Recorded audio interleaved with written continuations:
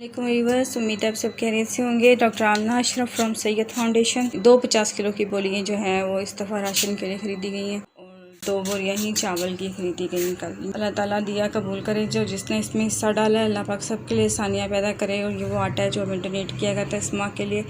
और इसके अलावा इसमें ऑयल हैं सारे जो तकसीम किए जाने हैं। चीज़ें हम परचेज़ करते हैं, हम उन्हीं को इस्तेमाल हम घर में भी करते हैं ताकि हम जो चीज़ खुद खाएं वही दूसरे को दें। और अल्लाह ताला आपको हमारा साथ देने की और हमारे काम में बरकत डाले अल्लाह ताला। और ये इंतहाई मुस्तहक़ अफराद तक राशन पहुँचेगा इंशाल्लाह। जो चावल आए हैं इनको भी चेक किया गया है कि इनकी क्वालिटी कैसी है। इनकी ये क्वालिटी है। कीमे वाले चावल बनाए गए हैं ताकि देखा जाए कि ये कैसा चावल है। बाकी थोड़ा सा पानी मुझसे ज़्यादा डल गया, लेकिन चावल अच्छा है माशाल्लाह से।